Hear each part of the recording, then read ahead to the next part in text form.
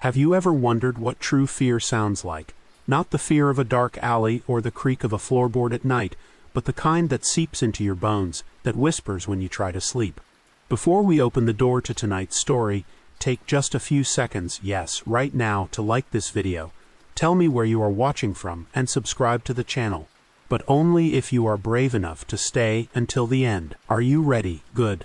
Let us begin. The room is cold. Not the kind of cold that comes from winter air, but the kind that feels ancient. It smells like rust and regret.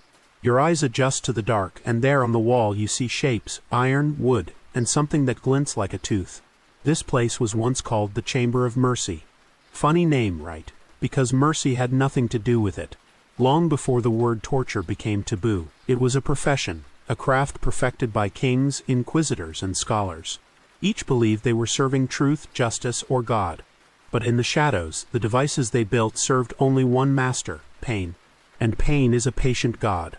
Imagine standing in a world where screaming was not forbidden, it was encouraged. Where architects designed suffering as carefully as they built cathedrals. Every gear, every spike, every drop of blood was part of a masterpiece painted on human flesh. The first records of torture tools date back thousands of years, ancient Greece, Rome, even China.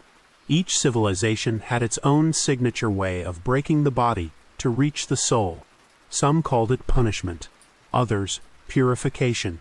But the truth is simpler and darker. Humanity has always been curious about the limits of endurance. We wanted to know, how much pain does it take before someone stops being human? There is a strange comfort in studying these things, is not there? We tell ourselves it is for history, for knowledge. But maybe deep down we are drawn to these instruments of horror because they reflect something in us. A whisper that says, you too could become the monster if the time was right. If you listen closely, you might still hear the echoes of what happened in these rooms. The clank of metal, the prayer of the condemned, the laughter of the executioner who told himself, it is just a job. And maybe that is the most terrifying part. Not the tools, not the pain, but the calmness of the hands that used them. Tonight, I will take you on a journey through time, through shadows, through forgotten chambers that once turned fear into art. We will touch the walls where kings confessed, where witches burned, and where silence screamed louder than any voice. And who knows? Maybe by the time the story ends, you will start wondering if some of those tools were never truly lost, just waiting somewhere for the next pair of hands curious enough to bring them back to life. Now close your eyes. Listen. The chamber is waking up again. They say pain teaches lessons that comfort never could. But who were the first teachers? The story begins long before Iron Maidens and spiked chairs, back in the cradle of civilization, where pain was as sacred as prayer. Imagine the ancient Greeks, proud of their philosophers and poets, also perfecting the art of making a man confess with fire and rope. The Romans turned it into a science. They called it interrogatio per tormenta, interrogation through torment. It sounds almost elegant, does not it? Like ordering pain from a menu.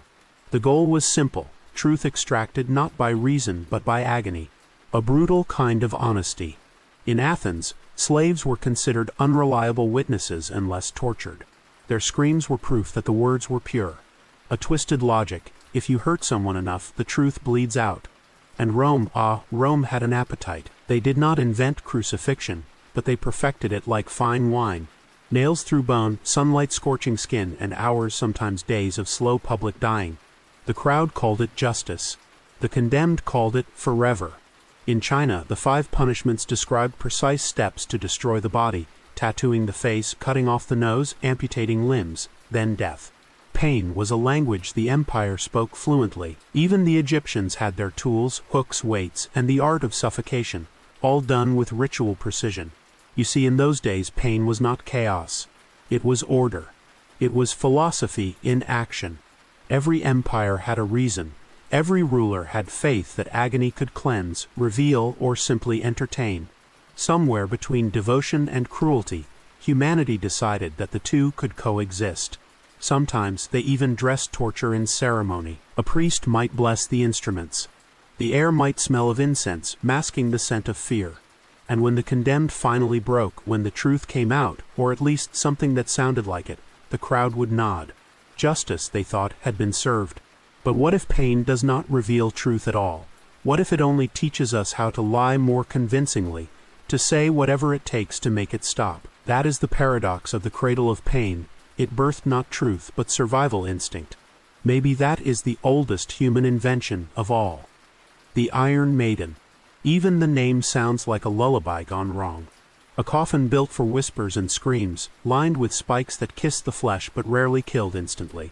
Most people imagine it as a medieval masterpiece of horror, but here's the twist: it might have been a lie.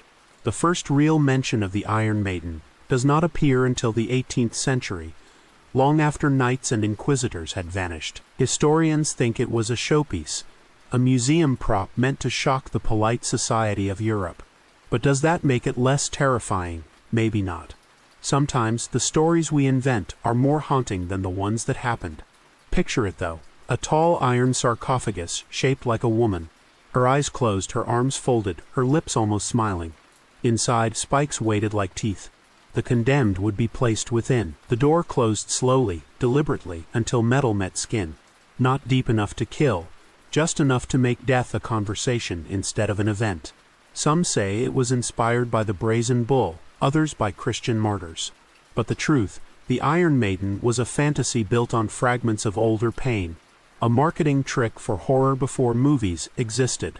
And yet, standing before one in a museum today, your body reacts anyway. Your pulse slows, your breath catches. Because deep down, your brain does not care whether the pain was real, it only knows it could be. There is something perversely poetic about that. Humanity created a myth so believable that even knowing it is fake does not make us feel safe. We built a lie that still hurts. Maybe that is the real genius of the Iron Maiden. It tortures the imagination. Think about it: we did not need the spikes to draw blood. We just needed the idea. And ideas, unlike flesh, do not die. You can close the museum, lock away the display, turn off the lights.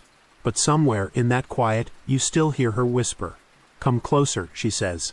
"Let me show you how soft iron can feel." They called it the Judas chair, though no one knows if Judas himself would have sat in it or begged not to. At first glance, it looked almost ordinary, like something that might sit in a corner of a courtroom or a cathedral. But then you would notice the hundreds of spikes covering its seat, its back, its armrests, tiny iron fangs waiting for flesh. The condemned were stripped, tied down, and lowered onto it slowly. The body would tremble, then settle, then bleed in silence. Sometimes, to make the punishment more effective, torturers would place weights on the victim's thighs or tighten belts around the torso, pressing the body deeper into the metal teeth. There were no sudden screams, only the slow hiss of breath as pain became prayer. In some versions, the chair was heated from beneath, the iron glowing red, each breath turning to smoke. They said it purified the soul. They always said that. What is fascinating and horrifying is how creative humans became when cruelty needed an excuse. The Judas chair was not about killing.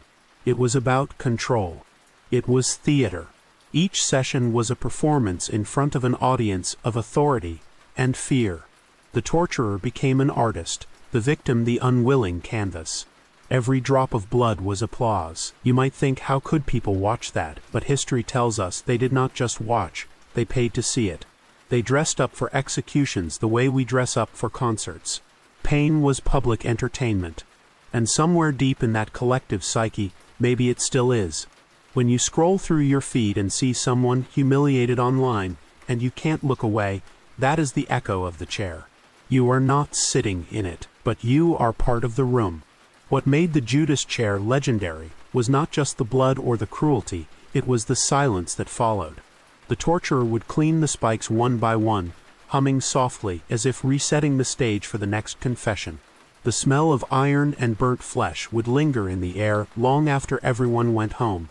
And if you stood there alone, you might swear the chair was breathing, metal expanding, contracting, as though it remembered. The mind plays tricks, sure, but so does guilt. It looked harmless at first, a simple wooden wheel, the kind that once carried kings and crops. But in the wrong hands it became the breaking wheel, or as some whispered, the wheel of bones. It did not just kill. It unraveled a person piece by piece, in a slow dance between anatomy and cruelty. The condemned would be tied to the spokes, arms and legs stretched in unnatural geometry. Then came the iron bar, swinging, striking, snapping. Each hit a punctuation mark in a sermon about pain. Limbs shattered, bones twisted, joints turned to pulp. Yet the heart, that stubborn drum, often kept beating. Sometimes the torturer would pause and let the crowd breathe, let the silence weigh heavy before continuing. You see, the wheel was not only for punishment.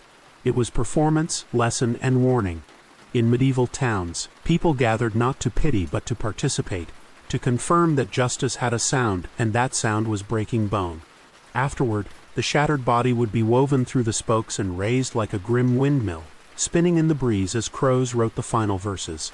The church bells would ring, the smell of iron and rain mixing in the air, and mothers would whisper to their children, "Behave or you will meet the wheel." The symbolism was powerful, the circle endless, like the cycle of sin and redemption. Some said the condemned could find forgiveness through suffering. Others said it was simply efficient recycling of flesh and faith. Either way, the message was clear: power needs witnesses. What is strange is that the wheel was not the worst part. It was the weight. Sometimes victims were left alive for days, bones broken but mind awake, staring at the sky, listening to the crows. Imagine that, the sun rising and falling while your body became part of the scenery. Maybe that is why some chroniclers called it the philosopher's wheel. Because when all that is left is pain, you start thinking about things no one should have to. And maybe, deep down, the people watching saw themselves on that wheel too, turning endlessly through history, learning nothing, forgetting everything. They called it the Spanish donkey, though no one ever rode it willingly. A wooden beam shaped like an inverted triangle, sharp as a blade, stood waiting in the center of a dark chamber. The victim was forced to sit astride it, legs spread, weight balanced on the edge that sliced upward with cruel precision. Sometimes they added metal plates, sometimes spikes, sometimes laughter. The torturer would tie heavy weights to the victim's ankles, 5 pounds, then 10, then more, until gravity itself became an accomplice. Flesh tore slowly, and the room filled with the kind of silence that only exists when screaming has lost its strength. They said it was an invention of the Spanish Inquisition, though variations appeared all across Europe. Spain just gave it style. The Church framed it as purification, suffering as proof of faith, agony as dialogue with God. It is a strange thought, is not it? Pain as prayer. How many people whispered psalms while their bodies split apart, believing heaven was listening? The inquisitors did not see themselves as monsters. They saw surgeons of the soul. Each question asked during interrogation was a step toward salvation, or so they told themselves. But the donkey had no interest in theology. It only knew gravity. There is a morbid irony there. The more faith you had, the longer you endured, and the more spectacular your breaking point became. The spectacle was not just for confessions. It was for control. The Inquisition did not want truth. It wanted obedience. And obedience comes easiest when your audience can smell fear. What is worse is how beautifully crafted these devices were. Polished wood, iron bolts, a smooth finish. Someone somewhere built it with pride, tested the angles, sanded the edges, maybe even signed their work. That is the part that chills me the most. Cruelty is not always born from hate. Sometimes it is born from craftsmanship. Imagine standing in that workshop, hearing the hammer strike, knowing what the design was for, and still thinking perfect. Not every torture left blood on the floor. Some left echoes instead. Isolation, the art of erasing a person without killing them. No spikes, no flames, no ropes. Just silence. It sounds almost peaceful, until you realize how loud your own thoughts can get when there is nothing else left to hear. The condemned were often placed in tiny windowless cells, sometimes underground, sometimes inside old monasteries where prayers once echoed. No light, no sound, only the slow drip of water, the heartbeat in their ears, and the creak of their sanity bending under the weight of time.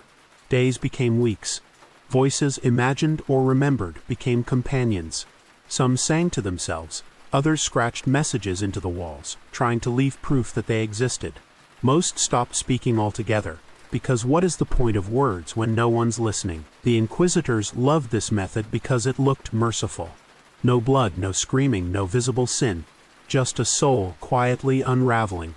Modern science calls it sensory deprivation. The brain, deprived of input, starts creating its own. Hallucinations, whispers, phantom touches. It is like the mind decides to torture itself to stay alive. In some accounts, prisoners begged to be questioned again, to feel pain, to hear another human voice, even if it was shouting. That is the paradox. In complete silence, suffering becomes the only sound left. You might think you would hold out better, that your will is stronger. But how long could you last in a world without words? A day, a week, a month. There is a reason monks took vows of silence. They sought enlightenment. But for the condemned, silence was not spiritual. It was surgical. It cut away the self, slice by invisible slice, until nothing was left but breathing.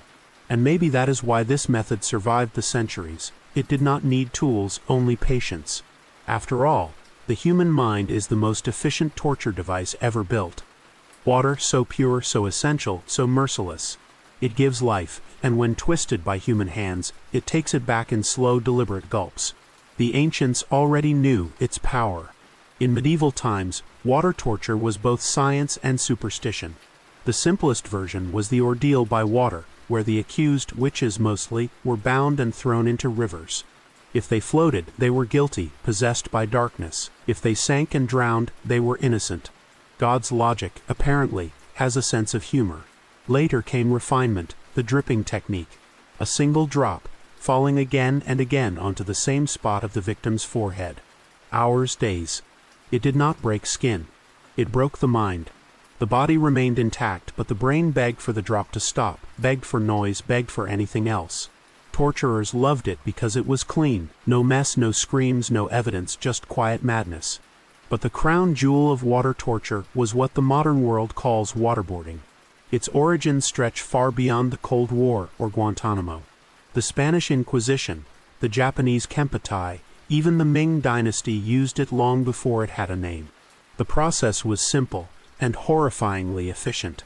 The victim was strapped down, cloth covering their face, and water poured over the mouth and nose. Every instinct screamed for breath, but all they inhaled was panic. The body believed it was drowning, over and over again. No bruises, no cuts, just the lingering trauma of death rehearsed repeatedly. What is fascinating, or maybe sickening, is how effective it was considered. Interrogators claimed it produced truth faster than any blade. But think about that, truth extracted through suffocation. How reliable could a confession be when the only thing you want is air? Yet here's the twist, we still debate it. Governments, soldiers, scientists, all arguing whether it is torture or enhanced interrogation. As if semantics could wash the blood away. There is poetry in that, a dark, ironic kind. Humanity, obsessed with drowning itself in denial. And somewhere, in some hidden room, water still drips onto stone, counting time the way it always has, patient, merciless, eternal. There was a time when pain was not just punishment, it was data. The Enlightenment, they called it. A century obsessed with reason, measurement, and discovery. And yet, amid all that progress, people began to wonder, what happens to the human body when it suffers?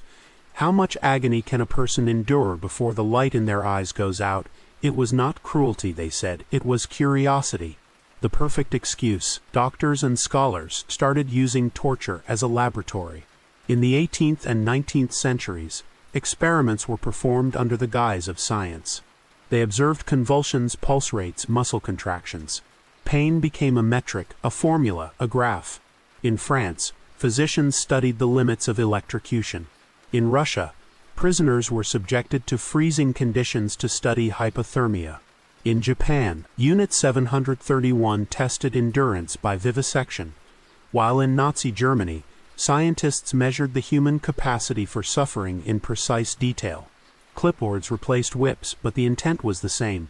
The lab coat simply made it respectable. Even the early study of psychology dipped its toes into the abyss. Researchers experimented with sensory overload, sleep deprivation, and emotional collapse, just to see how the mind unraveled, and society applauded. Knowledge justified everything. Pain, after all, was useful. It revealed truths about the body, about control, about obedience. The victims, stripped of humanity, became specimens, numbers in reports that spoke of thresholds and tolerance. Cold words hiding warm screams. Some of these findings even shaped modern medicine. The very idea of anesthesia, ironically, was born from those who watched pain too closely. We learned how to stop it only because we could not stop causing it. That is the paradox of progress. Every discovery has a shadow, and sometimes that shadow looks back. There is a line between curiosity and cruelty, and humans have crossed it so many times we have worn it down to dust. When science met pain, it did not flinch, it took notes. And maybe that is the most chilling part. It was not the monsters who did it. It was people like us, wearing glasses, holding pens, asking questions. People who believed they were helping the world, while peeling back its skin to understand how it worked.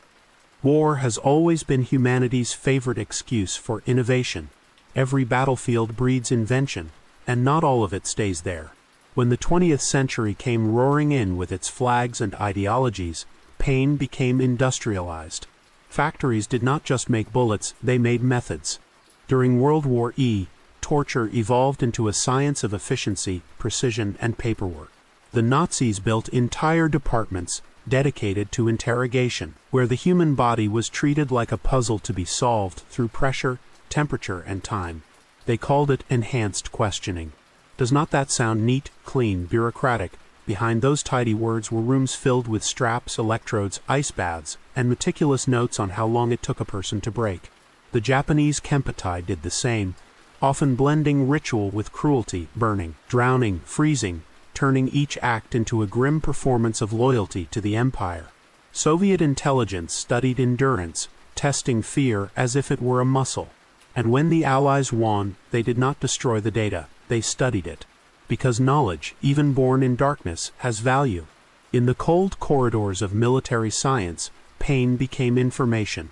During the Cold War, governments across the globe invested in psychological warfare. Sleep deprivation, white noise, mock executions, sensory distortion, each technique refined from older torments, dressed in the language of national security. The body had become an interface, the mind a battlefield. And somewhere, someone in a suit called it necessary. The war machines never really stopped. They just changed shape. Today, drones buzz where soldiers once marched, and algorithms decide who deserves to vanish. But the principle is the same: control through fear. History repeats itself not because we forget, but because we learn too well. There is something deeply human about turning horror into a system, pain into procedure. It makes it easier to live with. Maybe that is why we keep inventing ways to make suffering look professional. War did not invent torture, but it perfected it, mechanized it, scaled it up. And every time we think we have left it behind, another war begins, another lab hums to life, another clipboard fills with data. Somewhere in those files are names, real people who screamed once and were reduced to numbers. The irony: most of the technologies we now use to heal, medical imaging, prosthetics, emergency medicine, came from wartime research. Pain, it seems, always leaves behind a souvenir. We just call it progress. Cold is honest. It does not rage or scream. It simply takes. Slowly. Methodically. The Nazis knew this when they conducted their freezing experiments at Dachau, studying how long a body could survive in icy water before the mind surrendered. They claimed it was for science, for the safety of pilots shot down in the North Sea. But the real lesson was not about survival. It was about obedience. The cold stripped away everything: pride, reason, language. It made the strong weep and the faithful curse. At -20, truth meant nothing. Only breath mattered. Victims were submerged for hours, their pulses monitored, their pain charted like a graph of disappearing humanity. Some were revived only to be frozen again, because repetition makes cruelty feel like routine. That is the danger of cold. It teaches detachment. When your hands go numb, empathy often follows. Other regimes copied the method, dressing it up in clinical words. Resistance testing. Cryogenic endurance. Each phrase a snowflake in the blizzard of denial. And yet, the idea of the frozen soul existed long before the Nazis. In Norse mythology, Niflheim was the realm of eternal frost, where traitors and oathbreakers were encased in ice forever, their screams muted by frost. In Dante's Inferno, the deepest circle of hell was not fire, it was ice. Maybe ancient poets understood something scientists forgot: heat purifies but cold preserves. It keeps agony fresh. Even today, we flirt with that knowledge. Cryogenic labs promise immortality through freezing. We will wake you in the future, they say. But imagine the terror of consciousness trapped in cold, aware but motionless. Would eternity still sound appealing? The human body was never made for stillness. We are warm creatures, fire wrapped in flesh. When you take that warmth away, you do not just kill the body. You unmake the person. That is why the stories of those experiments still haunt. Because cold does not need hate. It just needs time. And time, like ice, never really melts, it just waits. Fire has always been a language of the divine. It cleanses, it punishes, it reveals. But in the hands of man, it became something else entirely, a sermon delivered through screams. During the witch hunts of medieval Europe, fire was not just a method of execution. It was spectacle, ritual, theology wrapped in flame. Women, midwives, healers, widows were dragged into town squares, accused of dancing with the devil simply because they knew too much or spoke too freely. The church called it purification, the crowd called it justice, but the truth was simpler. Fear needed fuel, and fire was easy to find. The accused were tied to stakes surrounded by dry wood, sometimes blessed with holy water before being lit. The irony of baptizing someone in flame was never lost, but no one laughed. The executioners read prayers as the smoke rose. Each crackle of the fire was a verse, each scream an amen. And the townspeople, faces glowing orange, would whisper that they smelled evil burning away. But fire does not judge. It consumes everything the same, sinner or saint. It makes no distinction. The witch trials spread like a contagion. Germany, France, England, even the New World all lit their own pyres, each convinced they were saving souls. The numbers remain uncertain, but historians estimate tens of thousands were executed. Some confessed under torture, others stayed silent, believing that their faith would outlast the flame. Maybe it did. In some stories, witnesses claimed to see shapes in the smoke, faces that refused to fade. Superstition, perhaps. Or maybe fire remembers. The Inquisition kept meticulous records, names, confessions, temperatures of the flame. It was bureaucracy with a halo. Every burn was documented, every ash accounted for. The logic was flawless. If the soul was guilty, God would show it through fire. But what if God never watched? What if the only thing listening was the fire itself, hungry for another sermon? The worst part was not the burning. It was the waiting, the long hours tied to the post, smelling pitch and fear, hearing others beg before your turn came. That silence before ignition was the truest hell. Every act of torture had a performer, and every performance needed its star. Enter the executioner, the man behind the mask, the one who swung the blade, turned the wheel, tightened the ropes. History remembers kings, priests, and generals, but rarely the men who made their orders real. The executioner was both feared and necessary, a ghost who lived among the living.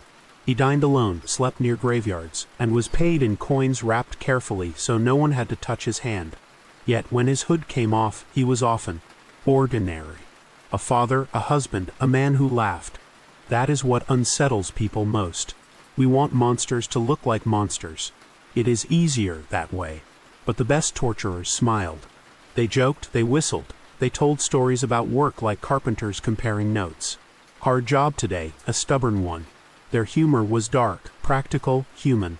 In France, the Sanson family executed people for generations, an inheritance of precision. In England, Jack Ketch became a celebrity for his artistry with the axe, though he once botched a beheading so badly the crowd threw stones at him. Still, he came back to work the next day. Someone always has to. The executioner's laughter was not joy, it was armor. When you live surrounded by death, humor becomes the last line of defense. They laughed not because they were evil, but because they could not afford to feel.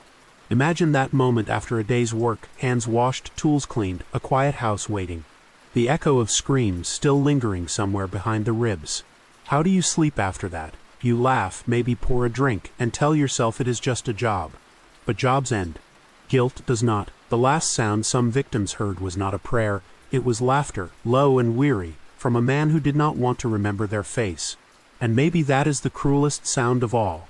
Not the scream of the dying, but the laugh of someone who has learned to stop hearing it. There are dungeons built from stone, and then there are the ones built from reflection. The so-called mirror chamber appeared in whispers through old European manuscripts, a room lined wall to wall with polished metal panels instead of bricks. No spikes, no chains, just mirrors. The condemned was locked inside, a single candle flickering in the center. At first, it must have seemed merciful. No blood, no screams, just their own face looking back. But the mind is fragile when trapped with itself. The light would bend and multiply, 1,000 faces staring from every direction, each one sweating, shaking, aging. Hours turned to days as the flame burned low, shadows merging with reflections, until the prisoner could no longer tell which figure was real. The air grew hot, heavy with breath and madness. Some accounts claimed the mirrors were slightly warped, designed to distort, so every reflection twisted into something monstrous, an eye too large, a smile too wide, a face melting at the edges. No pain is sharper than the one that comes from within. When the candle finally died, darkness swallowed the reflections whole, leaving only the memory of what they would seen. Some were found raving, others catatonic, whispering apologies to faces that were not there. No device ever left less evidence and more ruin. Psychologists, centuries later, would call it hallucination by sensory saturation. Poets just called it hell. Legends say that one nobleman who visited such a dungeon swore he saw the reflections move even after the room was empty, as if the souls of the broken had been trapped inside the glass. There is beauty in that horror, the idea that mirrors remember, that every time you stare too long at your own reflection in the dark, something behind it stares back, patient, waiting for the candle to flicker again. The dungeon of mirrors might never have existed in stone, but every mind carries a version of it, a room you enter when silence gets too loud and your thoughts start echoing your fears. Pain does not always come with blood or heat or screams. Sometimes it comes dressed as patience. The torture of time, an invisible punishment, perfect in its cruelty because it needs nothing but waiting. In prisons across history, men and women were left alone not for hours or days, but for years, in cells too small to stand fully upright, too dark to see beyond an arm's reach. Meals came irregularly. Sleep was impossible. There were no clocks, no calendars, no rhythm. Just heartbeat, breath, heartbeat again. Days bled into nights, until even memory began to rot. Time became the weapon. It eroded the mind grain by grain, until prisoners forgot how long they would been alive. Some carved marks into the walls, desperate to hold on to numbers that no longer meant anything. Others stopped marking entirely, surrendering to the timelessness. Philosophers might call that enlightenment. Victims called it madness. The genius of this torture lay in its simplicity. It did not demand action. The torturer did not need to lift a finger. The world itself became the executioner. You see, the human brain craves progression. Without it, it begins to fold in on itself, replaying the same thoughts until they turn toxic. Prisoners spoke of seeing their past walk through the cell like ghosts, of hearing laughter from decades ago. Some believed they were already dead, trapped in a loop of punishment. Modern psychology would label it sensory stagnation or temporal disorientation. But centuries ago, it was just called mercy. No visible scars, no bruises, just souls dissolving quietly over time. And perhaps that is what made it so terrifying. Fire ends quickly, blades are brief. But time is infinite. And if eternity is real, maybe hell does not need flames at all, just an endless room where the clock never ticks, and the only sound left is your own breathing counting down to nothing. Art and agony have always shared a strange intimacy. The same hands that carved angels also built instruments of torment. During the Renaissance, beauty was worshipped, and yet behind every marble saint stood a workshop filled with sketches that looked suspiciously like torture diagrams. Pain fascinated artists because it revealed truth, the raw, unfiltered human condition. Think of Michelangelo's Last Judgment, bodies twisted in divine anguish, or Bernini's Saint Teresa in ecstasy, her expression hovering somewhere between pleasure and suffering. The church called it transcendence. Maybe it was just anatomy rendered too honestly. Torture, too, became theatrical. Devices were crafted with ornate detail, gold inlays, carved symbols, polished wood. The rack was not just a tool. It was a sculpture that moved. Some executioners prided themselves on symmetry, on precision. The victim was the canvas, the pain the paint. There is something deeply human, and deeply horrifying, about our need to make suffering beautiful. In Japan, samurai practiced seppuku, a ritual suicide performed with grace, posture, and poetry. The blade entered the abdomen, not in chaos, but ceremony. Even death had choreography. In medieval Europe, public executions were framed like pageants. Artists sketched the scenes, selling prints to the curious. Pain became collectible. People bought souvenirs of someone else's agony, the way we buy movie posters now. We have always aestheticized horror, turning it into something palatable. Maybe because beauty is the only way we can look directly at suffering without flinching. Fast forward to today, films, fashion, performance art, all borrow from that ancient instinct. Leather, chains, blood-red lighting, it is the same theater, just better lit. The line between expression and exploitation blurs so easily. We call it art to feel civilized, but the impulse is old, to stare, to feel, to be moved by pain that is not ours. The Renaissance masters would understand. They would nod, smile, and say beauty was never about perfection, it was about tension. The pull between agony and awe. And if you listen closely, every painting, every sculpture, every love song carries the same secret message whispered from the past. Beauty was born screaming. When machines entered the world, they promised freedom from toil. But for some, they only made cruelty more efficient. The Industrial Revolution did not just reshape factories, it reshaped fear. The same gears that spun silk and pressed metal could crush bones and tear flesh with mechanical precision. Torture went modern. Devices once powered by muscle now ran on steam.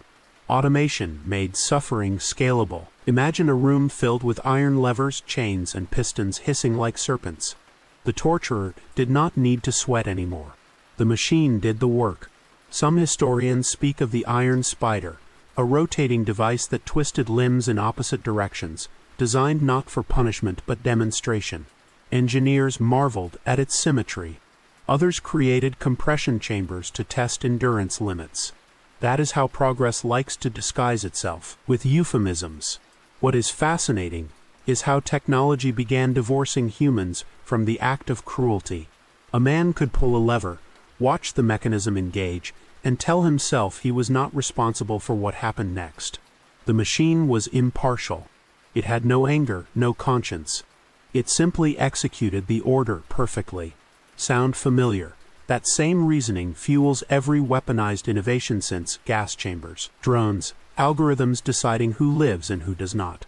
The moment pain became mechanical, empathy started rusting. Even literature of the time reflected it.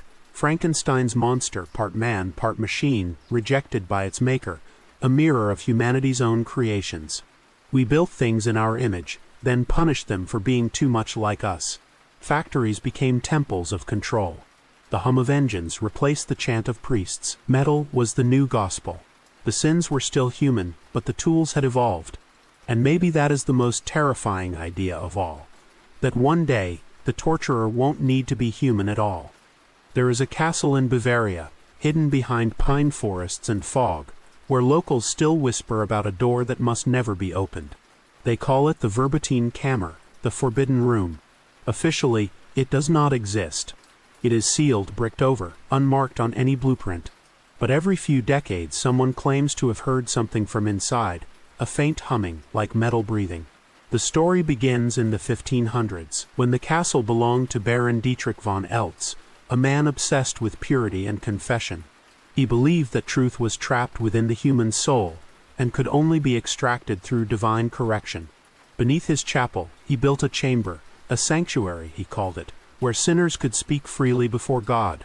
Only one problem: no one who entered ever spoke again. After the Baron's death, the door was sealed, his writings burned, but the servants swore they heard voices through the walls. Centuries later, restorers stumbled upon traces of the room, rusted hinges, scorched stones, a faint outline of something circular etched into the floor. A wheel, a table, they could not tell. One of the workers vanished the next week. The locals said he would gone mad, claiming he would seen reflections move in the darkness, like the walls were made of polished metal. What if the Baron was not just torturing bodies, but experimenting with perception, sound, light, mirrors, early attempts at sensory manipulation? The room might have been a laboratory disguised as a confession booth. Some historians dismiss it as folklore, a ghost story for tourists. Yet the castle's new owners refuse to open that section, even under government order. Too dangerous, they say. Too unstable. But sometimes, late at night, the staff swear they hear faint whispers beneath the chapel floor, like prayers caught between centuries. Maybe it is just wind through the stone. Or maybe the forbidden room is not empty at all. After all, rooms remember. Walls hold echoes. And if enough agony was poured into one place, who is to say it does not become alive? It was not meant to kill, just to quiet. The whispering mask, sometimes called the brank or scold's bridle, was the perfect fusion of humiliation and control. A metal cage fit over the head like a grotesque helmet, often forged with animal faces, pigs, dogs, demons, to mark the wearer as less than human. Inside, a thin iron plate pressed into the mouth, sometimes studded with spikes or a rough tongue-shaped paddle. The message was clear: speak and you will bleed. The mask was used mostly on women accused of gossip, blasphemy, or witchcraft, crimes of the voice. The irony is sharp, is not it? Men wrote laws, priests preached sermons, kings declared wars, but when a woman spoke too loudly, they silenced her in iron. The condemned were paraded through the streets, heads locked in metal, their own saliva choking them while the crowd jeered. It was not just punishment. It was performance, the public theater of shame. The mask made them anonymous, faceless, voiceless, just another warning to anyone who might dare to speak truth too clearly. Some versions even had bells attached to the top, ringing with every movement so everyone could hear them coming. The sound was humiliation made audible. What is haunting is that the mask did not draw blood or leave scars. It erased identity. The wearer learned quickly that silence was survival. Centuries later, the design evolved. Muzzles, hoods, gags, and psychological equivalents, each one a descendant of that original idea: control the voice, control the soul. Even today, censorship wears many faces, none made of iron but all just as suffocating. The whispering mask may hang behind glass in museums now, but the principle breathes in boardrooms, classrooms, and screens. Silence, it seems, never goes out of style. And if you listen closely enough, in the quiet between words, you might still hear the faint ring of those old iron bells. There is a strange comfort in distance. When pain is not yours, it becomes spectacle, something to admire instead of fear. In the modern world, torture evolved again, not in dungeons, but in studios, screens, and galleries. Pain became performance. Artists like Marina Abramovic sat for hours in silence, inviting strangers to harm her, to test the limits of empathy. Audiences wept, gasped, applauded. The line between cruelty and connection blurred under bright white light. Film took the stage next. Directors like Pasolini, Kubrick, and Haneke turned suffering into cinema, asking viewers not just to watch but to feel complicit. Each cut, each scream became aesthetic, beautiful in its horror. And then came the digital age, where pain turned viral. The screen became our new scaffold, streaming humiliation and fear to millions. We tell ourselves it is fiction, entertainment, art, but our biology does not care. The same neurons that react to real agony light up when we watch someone suffer on a screen. The mind can't tell the difference. Maybe that is why we crave it. In a world numbed by comfort, pain feels like truth. We need it to remind us we are still human. Museums display old instruments of torture now, polished and labeled like relics of faith. People lean in close, whispering how awful, while secretly imagining how it felt. The rack, the wheel, the Iron Maiden, each piece a sculpture of suffering. We stare, but we do not look away. Because beauty, stripped of context, still seduces. Maybe that is the last evolution of torture, its transformation into culture. We have made pain safe, digestible, intellectual. It sits behind glass now, curated for our enlightenment. But art has a memory, and sometimes it bites back. Every time someone paints agony, films it, reenacts it, a fragment of that ancient energy stirs again. The difference between a museum and a dungeon is only the lighting. Change the soundtrack, close the doors, and the audience becomes the accused. Pain no longer needs chains. It travels through screens now, faster, sharper, cleaner. Welcome to the age of digital torture, where humiliation is wireless and cruelty has Wi-Fi. You do not need a dungeon anymore. You just need a signal. A leaked video, a viral post, a flood of comments that never sleep. The new tools are algorithms, anonymity, and attention. A person can be destroyed not by iron, but by pixels. Every click a lash, every share another tightening of the rope. And the crowd still there, still cheering, only this time their faces are hidden behind profile pictures. The executioner has multiplied. Social media turned outrage into sport. One wrong word, one misunderstood joke, and the mob arrives swift, righteous, merciless. They call it accountability, but it feels a lot like the public square of old, just without the smell of smoke. Victims disappear not in body, but in reputation. Jobs vanish, relationships collapse, names turn radioactive. The sentence is exile. Some fight back, others fade quietly, learning the same ancient lesson: silence is safer than truth. Psychologists say online shaming triggers the same stress responses as physical torture. The body does not know the difference between a whip and 1,000 insults. It is the same wiring, updated software. And the worst part, you can't escape. The dungeon follows you in your pocket, lights up at 3 a.m., whispers your name in notifications. Humanity has built a new kind of pain, perpetual, invisible, and participatory. We are all torturers now, just one angry comment away from lighting another fire. The internet remembers everything, but it forgives nothing. Maybe centuries from now, historians will study our digital gallows the way we study racks and wheels, shaking their heads and saying they thought they were civilized. Maybe they will be right. Some survived. Not many, but enough to tell the world what pain sounds like when it does not end. The survivors of torture often say the same thing: the worst part was not the body, it was what came after. The echoes. The memories that never stop playing, even in silence. Decades after the wounds heal, they still wake to phantom screams, to the feeling of hands that are not there. Psychologists call it post-traumatic stress, but the term feels too clinical, too small for what it really is. It is possession. Pain does not leave. It lingers, reshaped, reborn inside you. Some victims described seeing their torturers' faces in reflections, hearing them in running water, feeling them in crowds. Others could not bear mirrors at all. There is a story about a man from Chile who was tortured during the Pinochet regime. Decades later, he still arranged his furniture so no chair faced another, because that is how interrogations began. The body remembers geometry. In Cambodia, survivors of Tuol Sleng prison said they still felt cold at night, even in tropical heat. They wrapped themselves in blankets, whispering names of the dead like prayers. Pain becomes ritual because it needs somewhere to live. And maybe that is why we keep their stories alive, to share the burden, to keep the ghosts from settling in one place too long. Museums, memorials, archives, all echoes, all attempts to make the silence less heavy. But echoes fade.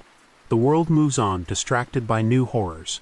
And yet every now and then someone hears something, a word, a cry, a sound, and the past stirs again, reminding us that time does not heal everything. Some rooms, some memories, are too full of screams to ever go quiet. The sign says Museum of Medieval Justice, but the air inside smells more like confession. Rows of glass cases stretch into the dim light, each one displaying a piece of history that refuses to die.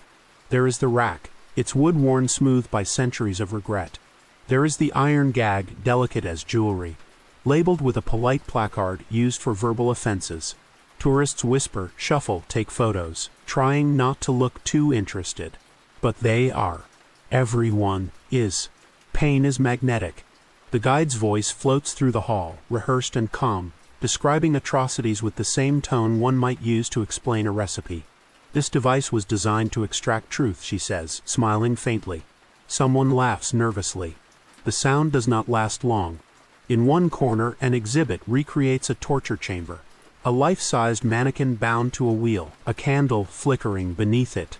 Speakers play faint screams on a loop, almost too soft to notice. Some visitors cover their ears. Others lean in. And there, in that moment, history becomes theater again. The museum swears it preserves memory, but sometimes it feels like it performs it. There is a strange respect in the way people move through these rooms, half reverence, half voyeurism. You can feel it in the way they lower their voices, as if afraid to wake the ghosts. A child asks his father, "Did they really do this?" The man hesitates, then nods. Yes, but not anymore. The words sound hopeful, but the echo that follows feels heavier. Because the tools may be behind glass, but the instincts that built them still breathe in the world outside. As you walk toward the exit, the light grows brighter, the air cleaner. You tell yourself you are relieved, yet something lingers, the sense that the museum is not a place you visit, but a mirror that shows what we still are beneath the glass. On your way out, there is a donation box beside the door. A small sign reads, "Help us preserve history." You drop in a coin and wonder if maybe what we are really preserving is the appetite. You wake to darkness. The air is thick, damp, and too quiet. Your wrists ache, and when you move, iron rattles softly against stone. For a moment, you think it is a dream, a nightmare pulled from one of the stories you have just heard. But the smell tells you otherwise. Old blood rust fear. There is something alive in the silence, a weight pressing against your ribs. You remember the exhibits, the whispers, the laughter of tourists. Then you remember the last thing you saw before leaving the museum, that locked door behind the staff-only sign, the faint hum coming from inside. Maybe curiosity was the real torture device all along. You try to stand, but the chains are heavy. A shape moves in the corner. Metal glints. A figure steps closer, hooded, faceless, the sound of breath echoing through the room. You want to speak, to plead, but your throat won't obey. The figure does not rush. It studies you, like a craftsman judging the grain of wood before carving. Somewhere above, water drips at regular intervals, steady, deliberate, like the ticking of a clock. You think about all the stories you have heard tonight, all the people who once sat where you sit now, waiting for mercy that never came. The mind plays tricks in fear, but this feels too real. The hooded figure raises a hand, and suddenly you understand, this room was never just history. It was a rehearsal. And you, the listener, were always part of it. The last scream does not come from pain. It comes from realization that the line between observer and victim is thinner than breath, and that the walls remember every sound, ready to echo it back when the lights go out. Somewhere faintly the voice whispers, "Your turn." Morning comes softly, like an apology. Light filters through the cracks, chasing away the shadows that had teeth only hours ago. The room feels smaller now, quieter, almost ashamed of itself. Pain has finally fallen asleep. It always does, eventually. You step outside, whether in reality or in imagination does not matter, and the world looks different. The air feels heavier, the colors muted, as if history still clings to the edges of the present. Somewhere in the distance, church bells ring, the same sound that once announced another soul being cleansed. People walk by, scrolling their phones, laughing, living. And yet, under it all, you can still feel the hum. The ancient pulse of cruelty disguised as order. The truth is, torture never really died. It just changed languages. It became quieter, more efficient, less visible. It wears uniforms, lab coats, and sometimes even smiles. It hides in boardrooms and laws and screens in silence. Every generation claims to be more civilized than the last, but pain has always been the one constant, adapting faster than progress. The devices we have seen, the wheel, the chair, the mask, were just prototypes. The modern world has built invisible ones, powered by loneliness, fear, and shame. We do not need dungeons anymore. We carry them inside us. Maybe that is what makes this story so haunting. It is not about the past. It is about reflection. Every act of cruelty begins not in tools, but in thought. And thought is eternal. The Iron Maiden still whispers, but now she does it through algorithms. The wheel still turns, but it spins through headlines. The Spanish donkey still waits, but its edge is made of judgment instead of wood. Yet in the quiet aftermath of horror, something else remains: compassion. The ability to feel, to recoil, to grieve. That is what separates remembrance from repetition. You listened. You endured the darkness.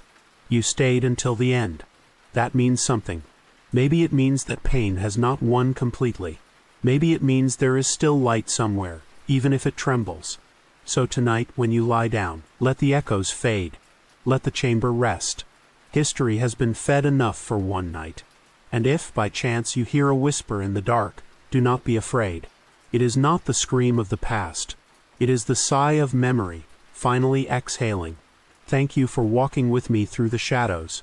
Tell me, what part stayed with you the most, or perhaps what story do you want to hear next time?